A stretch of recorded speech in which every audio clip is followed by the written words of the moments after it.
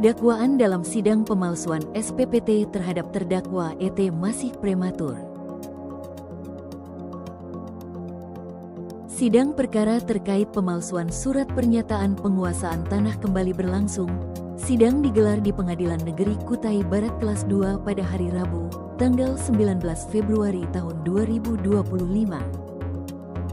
Sidang hari ini, terdakwa ET telah menghadirkan ahli pidana Dr. Aris Irawan SHMH dari Universitas Borneo, Tarakan, yang hadir secara langsung di persidangan.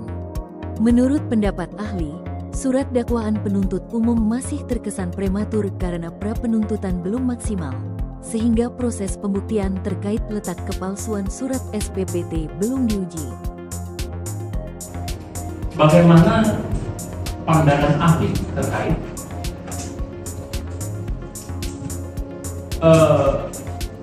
apakah dibenarkan atau tidak menyalahi sebuah aturan terkait penuntut umum merasa misalnya masih kurang, mungkin dari sisi keterangan saksi atau dari bukti surat, kemudian penuntut umum mengajukan saksi dadakan di dalam persidangan.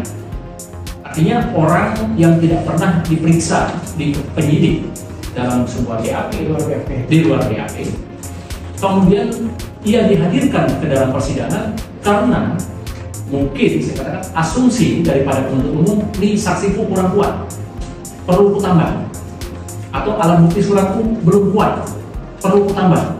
Nah, ini bagaimana menurut pandangan ahli terkait pengajuan saksi di luar berkas ini, walaupun kita melihat dalam aturan yang saya tahu bahwa lazimnya itu saksi luar berkas adalah yang meringankan.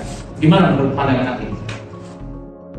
Menanggapi pertanyaan advokat Yahya Tonang terkait saksi dadakan yang kerap kali diajukan penuntut umum dalam persidangan di PN Kutai Barat, ahli menjelaskan bahwa memang tidak ada aturan yang melarang, namun bukan berarti hal itu boleh dilakukan. Mengingat asas kepastian hukum perlu dijunjung tinggi, maka fungsi lembaga pra-penuntutan sangat penting.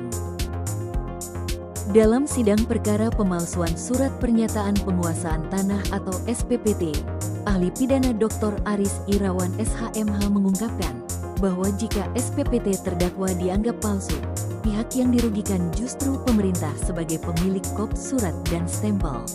Ia menegaskan bahwa jika surat tersebut terdaftar dengan sah melalui proses administrasi, maka surat itu tidak dapat dianggap palsu. Selain itu, perbaikan administrasi dalam proses tersebut bukan merupakan tindakan pidana.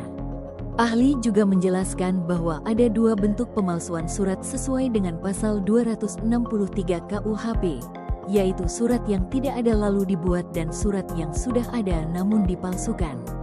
Untuk membuktikan pemalsuan jenis kedua, harus dilakukan uji laboratorium forensik dengan pembanding surat asal, bukan surat lain.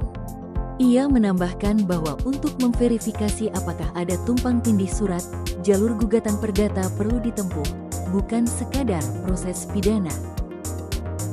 Dengan keputusan dilanjutkan kembali persidangan pada tanggal 26 Februari mendatang, diharapkan semua bukti dan keterangan saksi dapat terungkap secara jelas dan adil. Proses hukum ini akan memastikan apakah tuduhan pemalsuan SPPT terhadap terdakwa ET terbukti atau tidak, serta memberikan kepastian hukum bagi semua pihak yang terlibat. Dari Kabupaten Kutai Barat, Provinsi Kalimantan Timur, Ramli, kontributor Channel 7 TV melaporkan.